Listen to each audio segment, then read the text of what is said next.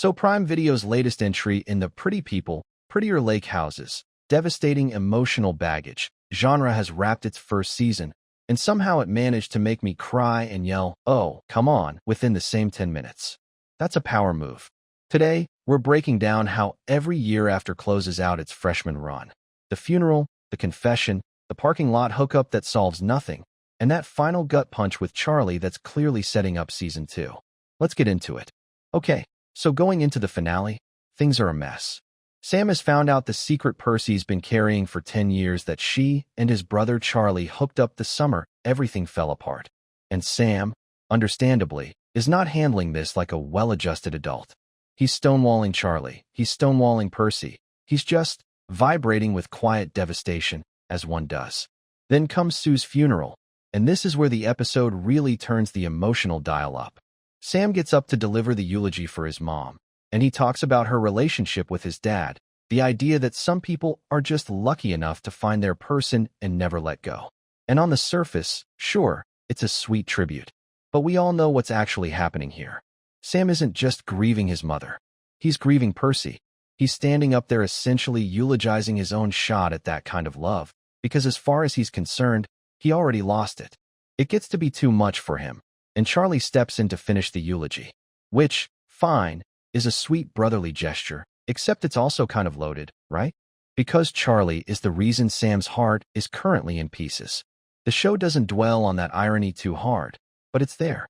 After the service, Sam and Charlie have their big reconciliation moment at the wake. They've been at odds, but losing their mom on top of having already lost their dad years ago kind of forces the issue. It's just the two of them now, and Sam has this quiet realization, basically acknowledging that they're each other's only family left. And I appreciated this, because a lesser show would have wrapped it up with a hug and a bow. Sam isn't actually ready to forgive him. He says something to the effect of, "Now I've lost you too," and just walks off. Charlie's left standing there looking like someone kicked his puppy, and Sam gets to keep his hurt a little longer. It's a nice touch because real grief doesn't operate on a schedule, and neither does real betrayal. The wake itself shifts gears pretty dramatically. Instead of staying somber, it turns into this big, dancing, disco ball-lit celebration of Sue's life, which tracks, because we've established all season that Sue loved her tavern, loved her disco balls, loved to dance. And this is where Percy gets her big emotional flashback sequence. We cut back to Percy and Sue dancing together when Percy was younger, just the two of them, in this space that clearly meant everything to both of them. The show's been hinting all season that Sue was kind of a mother figure to Percy, filling in the gaps that Percy's actual mom, busy, distant, always working, left behind. So watching Percy lose herself in the music, surrounded by Sue's memory, hits different. Across the room, Sam watches her dancing, and for the first time in the episode, he actually smiles. Their eyes meet, and you can feel the whole vibe of the episode shift toward, okay, here we go. Later that night, Percy finds Sam outside, and this is the scene the whole season's been building to. Sam asks her, point blank, why she actually came back to Barry's Bay, and Percy just lets it all out.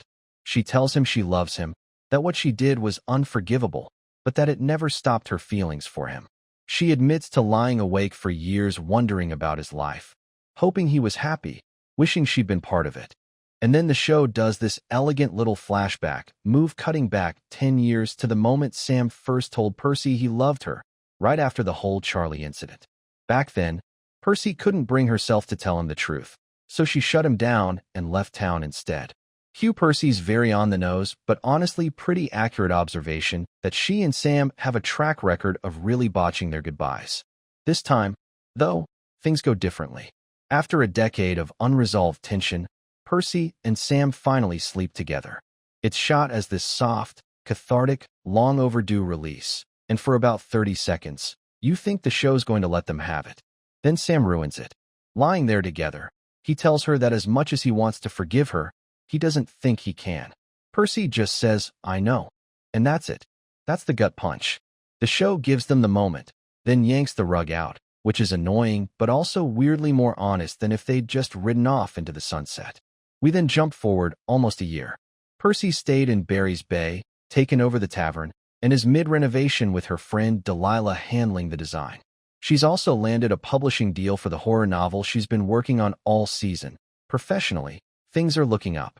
Her best friend Chantal, who'd been there for emotional support, is sticking around too, apparently because there's something brewing between her and Geordie. The tavern reopens, and in a quiet kitchen moment, Percy hears a voice behind her. It's Sam. He's come home. She turns around, clearly thrilled, and for a second the show lets you think, okay, maybe we are getting the happy ending after all. But nope. Instead of ending there, we cut to Charlie, alone, working late at night. He finds an old photo of the three of them, him, Sam, and Percy, from back when things were simple, all smiles on a boat. And he gets visibly emotional looking at it, which raises a pretty big question. Has Charlie been carrying around feelings for Percy this whole time, using the whole Playboy act as a smokescreen? The show doesn't answer that. What it does do is have Charlie suddenly collapse in pain, completely alone, and that's how the season ends. So yeah, Sam and Percy finally get their moment, but it's immediately complicated. Charlie and Sam's relationship is still fractured, and now Charlie's apparently dying on an office floor for reasons unknown. So we already covered how every year after's finale leaves us with Sam and Percy reuniting and Charlie collapsing alone in his office.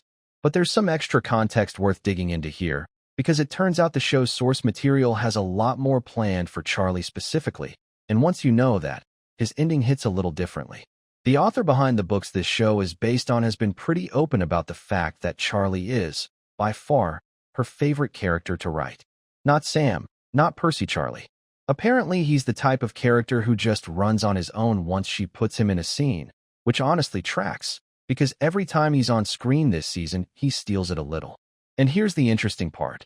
She said that even before the sequel novel existed, she was already writing from Charlie's perspective, just because there was more story rattling around in her head that didn't fit into the first book. So this isn't a case of the show inventing drama for him out of nowhere. There's clearly a whole arc. She's also described Charlie as the one character who's got way more going on under the surface compared to Sam. Like, what you see with Charlie isn't necessarily what you get. Which, connect that to the finale. Him staring at that old photo of the three of them, getting emotional, then dropping to the floor in pain suddenly. That scans less like a random cliffhanger and more like the show cracking open the door to exactly the kind of hidden depth she's been talking about.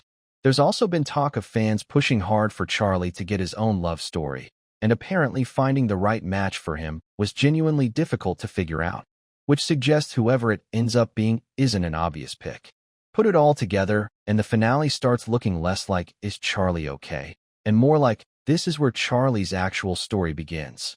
A redemption arc, a love interest nobody's expecting, and a much deeper look at a guy the show's only shown us the surface of so far. Sam and Percy's relationship clearly isn't done either. That ending practically guarantees more unresolved tension there, but Charlie might end up being the character season 2 is really built around. So yeah, that collapse wasn't just shock value, it might be the start of the most interesting storyline the show has yet to tell. Let me know who you think Charlie ends up with, and I'll catch you in the next one.